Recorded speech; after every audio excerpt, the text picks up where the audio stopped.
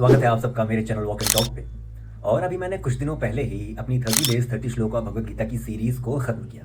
और आज मैं ये वीडियो सिर्फ इसलिए बना रहा हूँ ताकि मैं आपको बता सकूँ कि ये जो भगवत गीता जितने दिन मैंने पढ़ी और ये जो 30 श्लोक जो मैंने आपके सामने रखे, उन श्लोकों को लाने के लिए मैंने कितना कुछ उसमें पढ़ा और क्या क्या मेरा ज्ञानवर्धन हुआ, कितनी चीज़ें मुझे जानने को मिली। मैं वो अपना एक्सपीरियंस, अपना अनुभव आप सबके साथ शेयर करने आया हूँ। अगर आप वो वीडियोज़ देखना चाहते हैं तो मेरे शॉर्ट्स के सेक्शन में जाके देखिएगा, आपको बहुत ज़्यादा मज़ा भी आएगा और बहुत कुछ नया नया जानने को मिलेगा। ये चीज़ मैं आपको इसीलिए बता रहा हूँ कि अगर जो भी लोग आगे भगवत गीता पढ़ना चाह रहे हैं या वो शुरू भी करना चाह रहे हैं, आप ये वीडियो आखिर तक ज़रूर देखिएगा।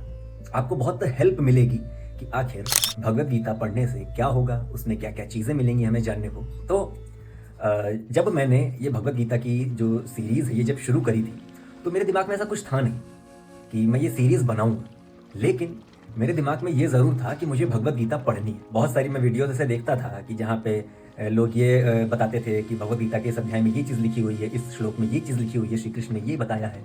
और ये भी लोग कहते थे कि भगवत गीता में आपके सारे सवालों का जवाब दिया हुआ है। तो अब मैं सुनी सुनाई बातों को या तो आप मान लें या फिर आप उसका खुद अनुभव करें। तो मैंने क्या चुना, उस चीज़ का खुद अनुभव करना। क्यों? क्योंकि हमें ईश्वर ने एक चीज़ दी है, कर्म, हमारी फ्री विल।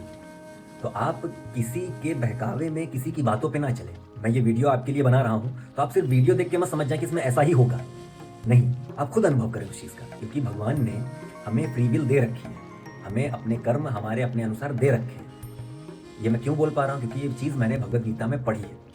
अब इसमें एक तर्क ये आ सकता है कि जो भाग्य में लिखा है होना तो वही है, उस पर भी मैं आऊँगा। तो पहले ये बताता हूँ कि तो जब मैंने भगवत गीता पढ़ना शुरू किया तो उसमें मुझे बहुत सारी चीज़ें जानने को मिली। उसमें मुझे कर्म योग जानने को मिला, ध्यान योग जानने को मिला, दिव्य योग जानने को मिला, भक्ति योग जानने को मिला। भगवत प्राप्ति कैसे होगी भगवत गीता से, ये भी मैंने जाना। जो आप आजकल आप सभी लोग जो प्रेमानंद महाराज जी को इतना मानते हैं, उनको आप फॉलो करते हैं, वो जो बार बार भगवत प्राप्ति की बात करते हैं ना, ये भगवत गीता में लिखा हुआ है, लेकिन आपने इस चीज़ को कभी जाना और पढ़ा ही नहीं। इसीलिए बहुत से लोगों के लिए जो प्रेमानंद महाराज जी ने जो भगवत प्राप्ति जो शब्द लेके आए, वो आप सबके लिए बहुत नया हो गया। क्यों? क्योंकि जितना भी नया जनरेशन था, उन्होंने कभी भगवत गीता पढ़ी ही नहीं, तो वो जान भी नहीं पाए। इस चीज़ में मैं भी आता हूँ। मैं ये नहीं कहूँगा कि मैं बहुत बड़ा ज्ञानी हूँ, मुझे सब पता था, नहीं, ऐसा नहीं। मैंने जब भगवत गीता पढ़ी तो मैंने जाना कि हमारे इसमें क्या क्या चीज़ें लिखी हुई। और बहुत से ऐसे टाइम भी आए हैं कि जब मैं बहुत परेशान होता था और दिमाग में बहुत सारे सवाल चल रहे होते थे, तब मैंने जब भगवत गीता पढ़ी, उसमें उन सभी सवालों के जवाब लिखे हुए। जी हाँ, बस ज़रूरत यह है हमें समझने की। अब इसका मतलब ये नहीं है कि उसमें लिखा होगा कि यार आपका करियर नहीं सेट हो रहा है या आपके बॉस ने कुछ कह दिया, नहीं, ऐसा नहीं लिखा है।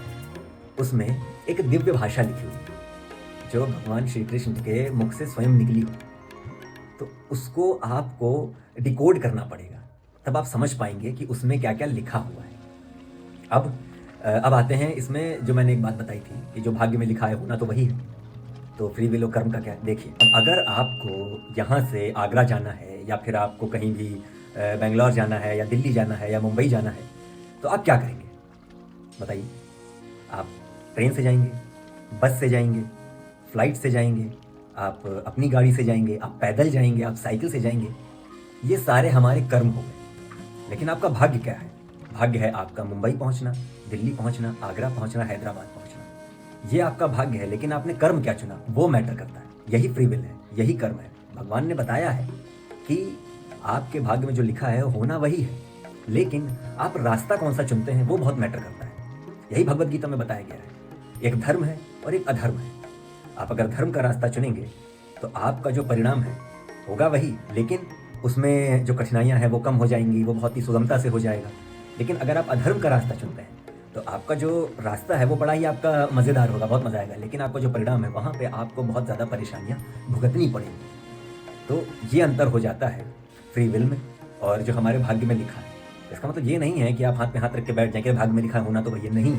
आपका कर्म, आपकी फ्री विल आपके भाग्य का रास्ता तय करेगी। भगवत गीता में ये लिखा हुआ है। जब मैं ये 30 डेज 30 श्लोका भगवत गीता की सीरीज़ बना रहा था, तो ऐसा नहीं है कि मैंने किताब खोली और मुझे वीडियो बनानी थी तो मैंने कोई भी श्लोक उठाया और बोल दिया। जी नहीं, मैंने एक श्लोक की वीडियो बनाने के से पहले मैंने कई श्लोक पढ़े हैं और इस दौरान मैंने बहुत सी चीज़ों का अनुभव किया।